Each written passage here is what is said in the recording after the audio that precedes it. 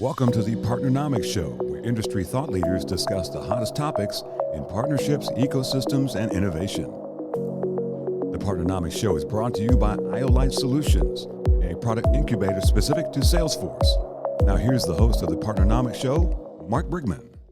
All right, welcome back to another episode of the Partnernomics Show. Looking forward to spending some time with you guys again today. We have another awesome guest on the show. Andrey, it's been a while since we had a chance to catch up, man. I'm really looking forward to spending some time with you. What's been going on? It's been years. Oh, Mark, thanks for having me. It's been a little while indeed. So it's tremendous to be back. And what's been going on? Where do I even begin? I think one of the major things that has happened since we last talked that artificial intelligence became something more than just a toy that it used to be just a couple of years ago. I think it became a little bit of a fad towards the end of last year, but I think this year it has really erupted into the scene in all industries. And I don't think we should let the partnerships industry stay far behind. Let's talk about this. Absolutely agree. So, Andrey, you're at Google, and you've been there for a long time, doing some awesome work with them. If you would, just kind of share 60 seconds or so. Just tell us a little bit about Andrey, for those that might not be familiar with your background or the work and the contributions that you make to the partnering profession. Sure, happy to. I've been with Google for nigh on 13 years, soon enough anyway. And in the partnerships team for the past 6 of them, 7 soon to be. And for some of that time, actually, I worked with several AI-related initiatives, like I was involved in the launch of the Google Assistant in the Russian market, for example. But that was a fair few years ago. And I think... that is an awesome tool, by the way. That is an absolutely awesome tool. I've got it right here, like all the time. Look, the assistant and all the sort of intelligent assistants by all the companies that are out there, whether they're present in our phones or home devices and so on, they've been transforming our lives significantly, but sort of in a gradual way, I suppose, over the past few years. And again, I feel like the advancements in generative AI, in this ability to have long form, deep, I don't know if they're meaningful, but deep conversations with AI are what's going to actually maybe re-inject a little bit of life into these technologies that we've come to rely on for certain use cases, but maybe I think many of us have felt like we've reached the limitations of what they can do for us. And maybe now those limitations are changing again. Yeah, this will be an interesting topic in a slightly different format for the Partnernomics Show. We're totally going to dig into AI, right? That's kind of been the big buzz for the last several weeks. Lots of interesting information has come out as we were chatting before we hit record. A lot of the big thought leaders and the big executives, big companies out there now starting to make recommendations for policies, those certain things, but we're going to get into that. But I'm going to launch 4 questions, all kind of centered around AI, and to try to understand a little bit of kind of what is AI, but then also kind of put the specific partnering flavor to that to see, or at least discuss how it might benefit partnering professionals. So Andrey, let me fire up the clock and hit in the first question here, and that is, a lot of us in business are familiar with BI, or business intelligence. We've seen, heard, worked with that stuff for over a decade. That's been around. What's the difference between BI and AI? Are they the same exact thing, or what's the difference? Well, I certainly would steer away from thinking that they're that closely related, other than the use of the word intelligence in both of them. I think even comparing them is a little bit misleading.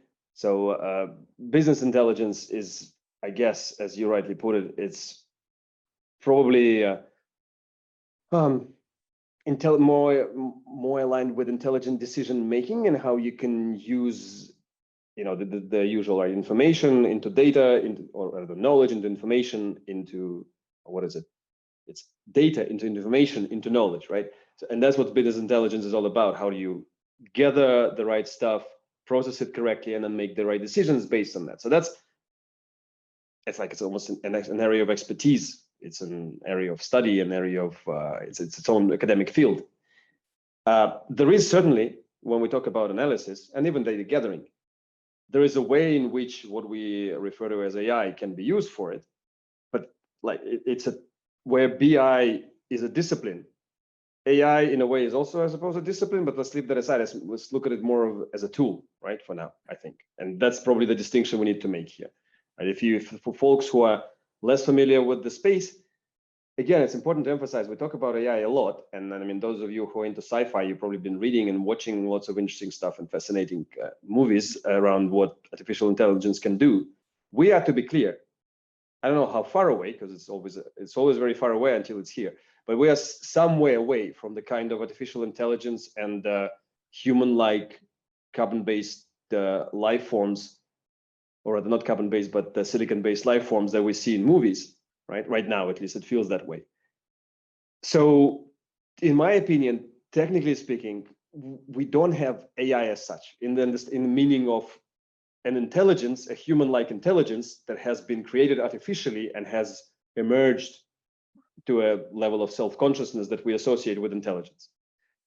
What we have in the industry right now is probably in like the sort of the steep bit of the S-curve of machine learning possibilities, of what the industry has learned to do with machine learning algorithms and the kind of output, useful output that it can provide. When we talk about generative AI, especially, right, that has become a bit of a buzzword now. Again, we're down to these large language models. Some of you might be familiar with some of the big brand names flying out there. Google has recently released Bard that's now, open for your testing as well. What it is, it's a machine model that has seen a lot of text and can predict which words are more likely to emerge next. Right? It's not much more than what your phone has been doing for you for a while if you use predictive text input. It is, however, it is more than that, right? Because it has seen so much text and it has seen so much information that in some ways it starts to look like what actually some humans do. Because admit it, many times when you've been responding to an email or writing an article, it does start to feel like you're just regurgitating stuff that's somewhere in the background of your mind. So this is a little bit akin to this. It's not quite intelligence yet. There is probably not a ton of insights, critical thinking, and innovation, which is where humans excel. But it has a ton of information, a lot more than any individual human can have.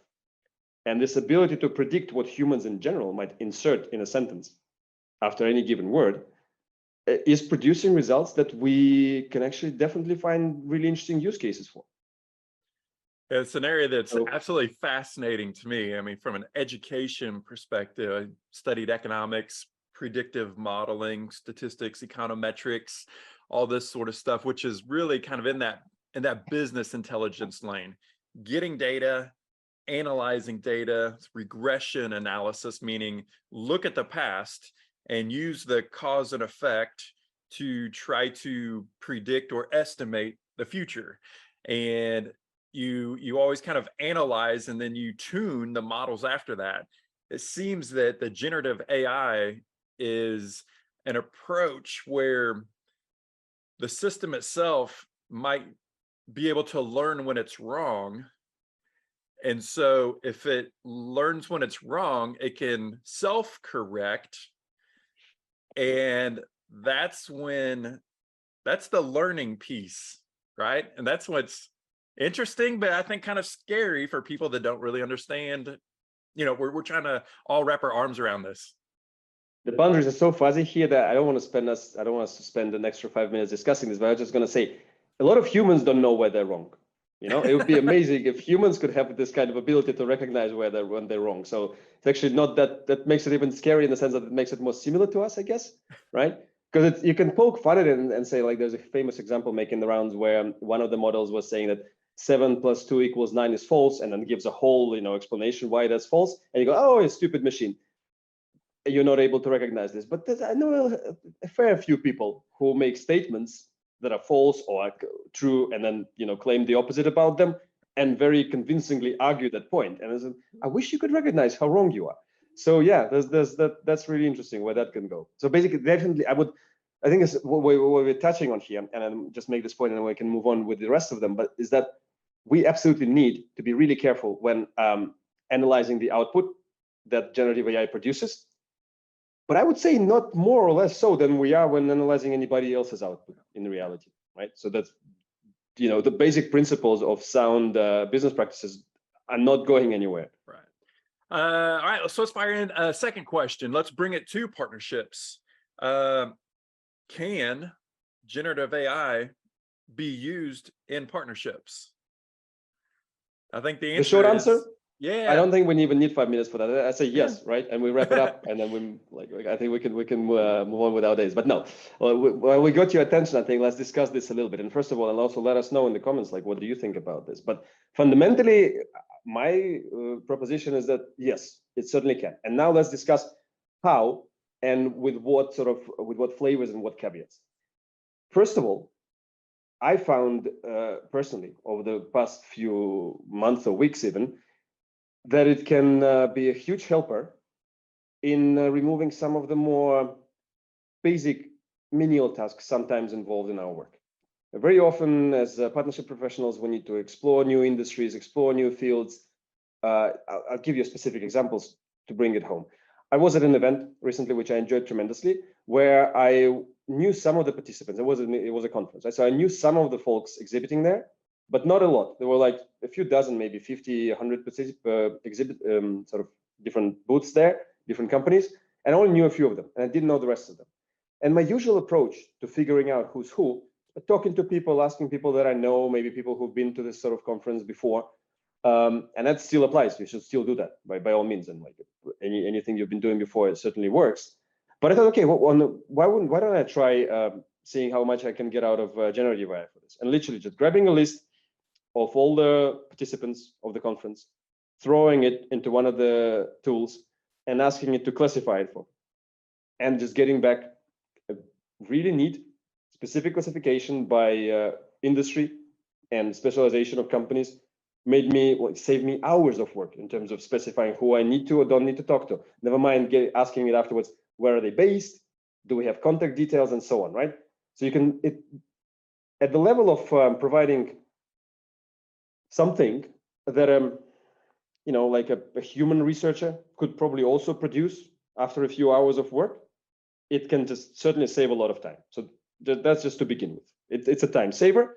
Of course, you need to double check, but you would need to double check anyway, right? Because I mean, if you're talking about a human researcher, you either need to trust them really well, or based on the fact that they've delivered consistently appropriate and correct results over time. The same thing here, right? You wouldn't just blindly trust it from the word go, but if you see it giving you the correct results time over and over again, maybe you can start trusting it a bit more. So that's number one, right? It can, that kind of recommendations of partner candidates, just finding contacts, some very basic stuff is really helpful. Then another one I found really interesting is connected to sort of the more, I suppose, creative parts of our work, where we start thinking, again, and I don't know to what extent it can replace us. I don't believe it can anytime soon, but thinking about goals of partnerships, right? Or thinking about joint strategies and the structure of partnerships. I don't expect generative AI to be able to produce me a very detailed Partnernomics-based partnership strategy for a new partner in under 5 minutes. But I expect it to give me some hints and pointers as to where I should start thinking based on what is known about the new type of partner that I have, right? It feels like it's yeah. almost like, well, kind of to the point that you were making earlier, at least what I was hearing is, it's almost like the evolution of the search engine. I mean, we go to the search engine, we tell what we want to look for. I can go find that stuff. I can maybe even discern what I want better than what the search engine will. But instead of me spending 6 hours, I spend a half a second and I get a prioritized list that I get to sift through. It seems like, at least on the generative AI side, kind of promises this opportunity of we ask it a question and it will make a recommendation. It's up to us to evaluate that. But what could take us potentially days or months to go build and test and analyze, it puts a recommendation right in front of you in almost real time. What I and I fully agree with that, and thank you for summarizing it much faster than I have been trying to. The almost like I'm not even going to make that joke. Anyway, everybody guessed. But the other thing, that personal tip, if you like, in this kind of area is never ask for. Maybe we can. I'm wondering to what extent we should do this with humans now. Never ask a close-ended question. Always ask for options. Don't ask it, give me the strategy or give me the title of my new book. Try asking, give me options. Give me 5 options. Give me 5 options based on this input and another 5 options based on some other input. So learn to use the tools to feed you ideas that you can then apply your creative and analytical brains to. That's what the human piece is, right? It is that human piece that I'm not sure we can get machines there, at least no time in the near future. All right, third question. What are the obstacles? What are some of the things that we need to kind of figure out or really think through in order to accelerate the use and the further development of AI? It's great. I've been incidentally just been reading up on some Stoics philosophy recently, and a phrase stuck with me that the obstacle is the way. And then when I saw your question, like, how can I turn this? It might not necessarily be the way, but it's definitely interesting to think about the things that now stand in the way of wider use and more reliable use. How can we turn them to our advantage? But at least we need to recognize what they are first, right? Before we start even getting there. I think first of all, it's the reliability of output. First of all, garbage in, garbage out, right? Or even like empty in, empty out as well. If there's no information available about something in the learning set, be prepared that you will get absolutely nothing out. The machine is not able, in fact, it's able to hallucinate, as we all know. Hallucinate is now a technical term where the machine where the model invents answers based on nothing. So be on the lookout for that. But clearly, if the data is unreliable, if the data is missing, you will get unreliable and incomplete data back. So that's something that we need to be aware of. It's not so much an obstacle, but I guess the dearth of data or the lack of data can be seen as an obstacle. Then the very hallucination, right? But it's the same with humans. Humans also lie and make mistakes. Basically, but I think we believe that we're a little bit more used to humans, and so we know when to discern that. That's debatable. But in any case, we need to remember that with machines, especially with generative AI, we kind of need to start thinking about it the same way. We can't, in fact, blindly trust everything we see. We need to double check, and we need to learn new ways of double checking and verifying information and output, right? And making our own calls on that. So reliability is an issue. Then we get into really interesting areas as well. It's a new area of technology where legislation and policy are catching up, and regulation is different across different areas. So we don't know what we don't know. We don't know which regulators are going to come in and allow, encourage, or prohibit certain uses of generative AI specifically and AI in general, right? We might, even right now, already start thinking very carefully and cautiously about what kind of questions do you ask generative AI models, and how much proprietary or confidential content are you feeding into those systems? How much are you able to, or just reasonably sensibly, but also even legally, how much are you allowed to feed into them, right? Depending on what it is that you do. Definitely don't think about confidentiality, personally identifiable information, all this sort of stuff, right? So that's something we didn't probably have to worry about too much before. We definitely do now, in this area at least. There's the ethical aspect here as well. We can dive into more, but I think something that happened that we can kind of avoid talking about, because it literally happened within the last couple of days, depending on when you are listening to this. The leaders of the industry, including Elon Musk and folks from all sorts of different companies, including Apple and many others, and many companies deeply involved in AI development as well, have spoken out against unbridled AI development and have called for a 6-month-long moratorium on model growth. They haven't called for a pause to development as such, but they have called for a pause to enhancing the abilities of these models to deal with inputs and provide different kinds of outputs, so that we have time as a society to catch up, basically. and to understand how we deal with all this stuff, because it does feel, I mean, I don't know about our listeners, but or you, Mark, but it feels to me that the past few months have been a bit of a runaway train in this area, and maybe we do need that kind of pause. Well, it seems like we've heard about and been talking about AI for years of what it might be able to do, or what it probably will be able to do. But it seems like ChatGPT is the first time that literally 100 million people have used the platform so far. That's what's real. That's what's made it real. Like you said, I mean, it's not real until it happens. And now it's like, wow, this thing is starting to happen. Talking about disruption, right? This reminds me, I was reading another article, somewhat unrelated, but it was talking about fast fashion, even a further level down. And then it evoked Hemingway at some point, and talking about The Sun Also Rises, where a guy being asked how he went bankrupt responds, gradually at first, and then suddenly. And so that's exactly how disruption happens. And as you were saying it, I was like, actually, this is exactly that, right? It felt so gradual and so slow, and actually in some ways disappointing in terms of what it was able to deliver. And now all of a sudden it's all happening, and every single, my family, who are parts of which are not that deep into technology, are talking to me and asking me questions about generative AI. That rarely happens. They don't ask me questions about browser technology or search technology or anything like this, right? And all of a sudden this is on everybody's minds right now. Yeah, so, super interesting. It's a hype for sure, but within that hype, we as industry professionals, we need to understand, like, okay, we don't need to overhype it, or we don't need to kind of blow it out of proportions, but this is the time to figure out how we're going to use it well. Yeah, absolutely. All right, so question number 4.